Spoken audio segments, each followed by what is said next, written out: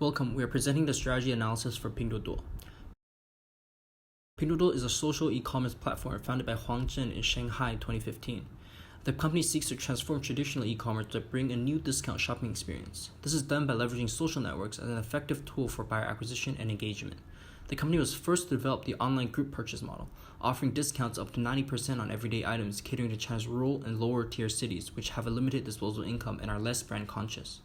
Buyers can access the Pinduoduo mobile platform to make team purchases directly or through popular social networks such as Weixin and QQ. Buyers are also encouraged to share product information on social media and invite their friends, family, and social contacts to form a shopping team to enjoy more attractive prices under the team purchase option. In 2018, the number of active buyers on the platform reached 418 million.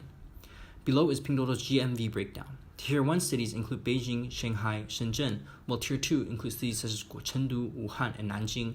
Tiers 3 and 4 include China's remaining cities and towns. Pinduoduo has primarily focused on Tier 3 and 4, but have recently gained an interest in competing for market share in Tier 1 and 2 cities. We analyze some key trends in e-commerce today. These trends fueled e-commerce 2.0, and this new e-commerce has the following characteristics in detail below.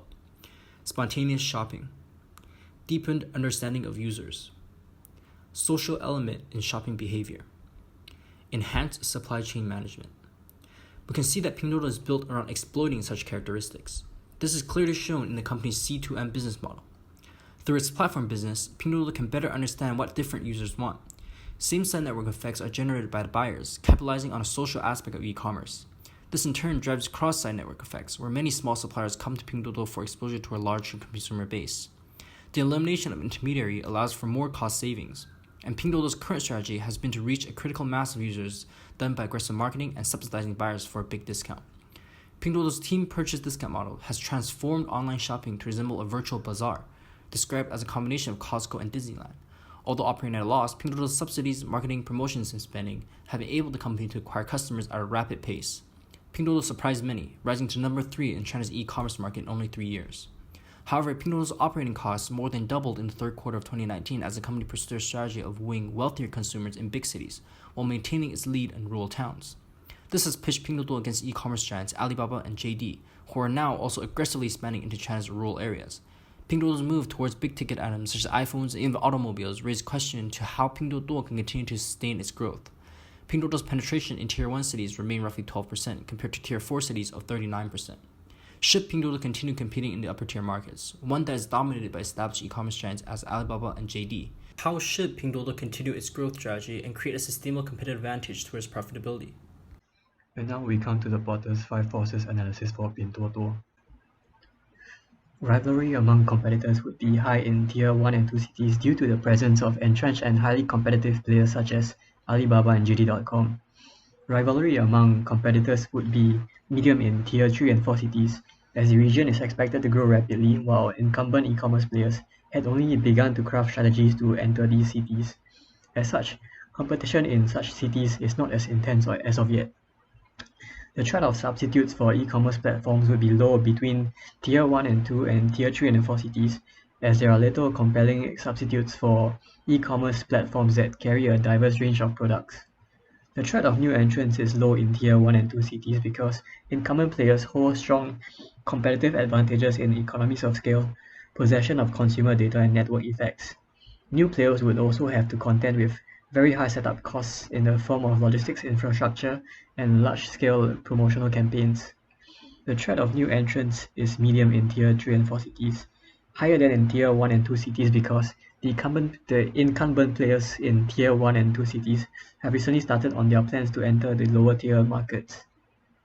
Moving on to the bargaining power of buyers in Tier 1 and 2 cities. We observe that switching costs are extremely low across platforms due to the lack of any subscription schemes that will lock in consumers. Next, consumers are spoiled for choice. They have a wide range of online platforms they are free to choose from, such as JD, VIP.com, and Tmall. The higher buyer power is evident by how e-commerce players incur large amounts of costs in the pursuit of customer acquisition. JD and Taobao, who have a strong presence in Tier 1 and 2 cities, spend on average 226 RMB per customer, while Pinduoduo only spends roughly 10 RMB. This is partially due to consumers in Tier 1 and 2 cities valuing quality and branding, forcing JD and Taobao to spend more money on quality control. Therefore, we think that buyer's power would be high here. Next would be the bargaining power of buyers in Tier 3 and 4 cities. Similar to Tier 1 and 2 cities, switching costs would be minimal across platforms. Consumers in these cities tend to be price sensitive, but tend not to regard brands or high quality as important. Pinduoduo made its mark in the e-commerce world by addressing these price sensitive customers with extremely low cost products. All these factors tells us that buyers' power in Tier 3 and 4 cities would be medium. Moving on to bargaining power of suppliers in Tier 1 and 2 cities. Since consumers tend to be more brand conscious due to their greater affluence, we will be focusing on suppliers with their own brands in this analysis. These brands cannot be imitated and thus are considered differentiated. Suppliers in this field also have access to multiple established and credible platforms. As such, we believe that bargaining power here is high. Lastly, regarding bargaining power suppliers in Tier 3 and 4 cities, there are a large number of smaller size and individual suppliers, such as small-time manufacturers and farmers, which are quite unlike their more established counterparts in Tier 1 and 2 cities. Pinduoduo adds value to the suppliers by providing both business education and logistical assistance to these suppliers, leading to some form of dependency on Pinduoduo. Supplier products are generally not differentiated, and they heavily rely on Pinduoduo for sales and marketing. Hence, bargaining power of suppliers would be relatively low here. In conclusion, our analysis tells us that Pinduoduo should continue to focus in Tier 3 and 4 cities, where it can more readily capture buyer and supply dependencies. It should not focus on expanding in Tier 1 and Tier 2 cities in the near future, where it will waste its already constrained resources trying to wrest control of a market given the intense competition and bargaining pressures it faces there. In order to look further into, and pardon my pronunciation, Pinduoduo's ability to create a sustained competitive advantage, we have conducted a VRIN analysis of the firm. To begin with, is Pinduoduo valuable? We decided it was. Factors that make the online discount service valuable include the ability for customers to pay less for their products and manufacturers to receive large orders while eliminating a middleman. Customers also enjoy satisfaction from gaining a purchase discount with their friends, which is very valuable. Is Pinduoduo rare? We said the service provided was generally rare. Pinduoduo has created a very unique integration of the social media platform WeChat, which has helped them reach a wide audience as well as the elderly who are not typically accommodated on other sites. However, we are aware that Pinduoduo's service may not stay rare forever, as other sites such as JD and Taobao are moving towards similar business models.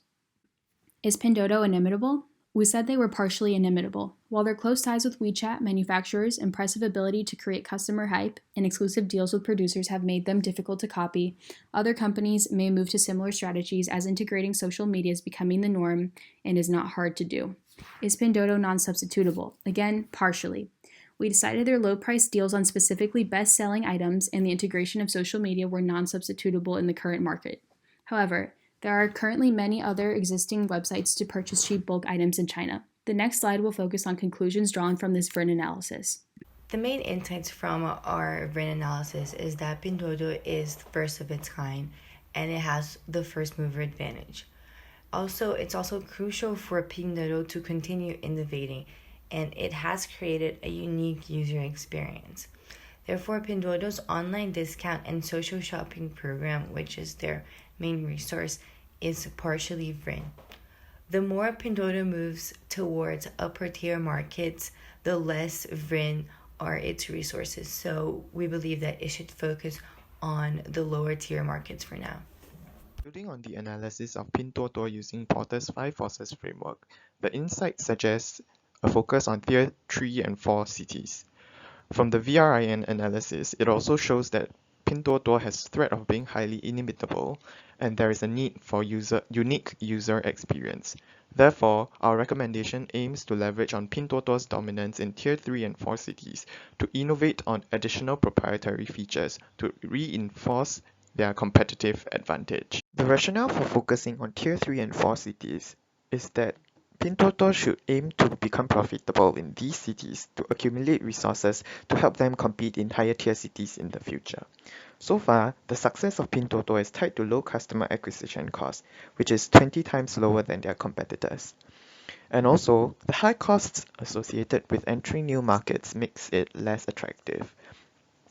With their dominance in Tier 3 and 4 cities, it allows for Pinduoduo to leverage on the network effect, which puts them in an advantageous position to negotiate and to gain buy-ins from seller. Also, the rationale for having innovative additional proprietary features that are functional and fun arises from the need to have proprietary features that can't easily be imitated by their competitors. Since WeChat has investments in other e-commerce firms as well, they are not bound by exclusivity to Pinduoduo, so we would likely see competitions in this field in time to come. And having such features allow for increase in platform stickiness, such as the Help the Farmer scheme that was introduced recently, which leverages on data and recommendation model to identify potential customers to buy produce directly from the sellers. Also, Pinduoduo has brought in-house some features and solutions to allow for less dependence and visibility by their competitors, like taking the logistics in-house reduces their dependence on Cainiao, which is the default logistic provider in China. The constant flow of new game contents retains novelty factors, which is related to engagement rates. And all these features increases platform stickiness and will pave way for eventual monetization. So an example of what a proprietary feature can be is like an AI-powered personal butler that is proactive in recommending or keeping track of supplies for users. It could be for consumers or suppliers. Features like this allow for Pinduoduo to differentiate and build a repository of data, which is with their proprietary algorithm that differs itself from their competitors. With this, we would like to conclude our presentation on Pinduoduo, a company with immense potential to maintain and extend their dominance in their Tier 3 and 4 cities in China.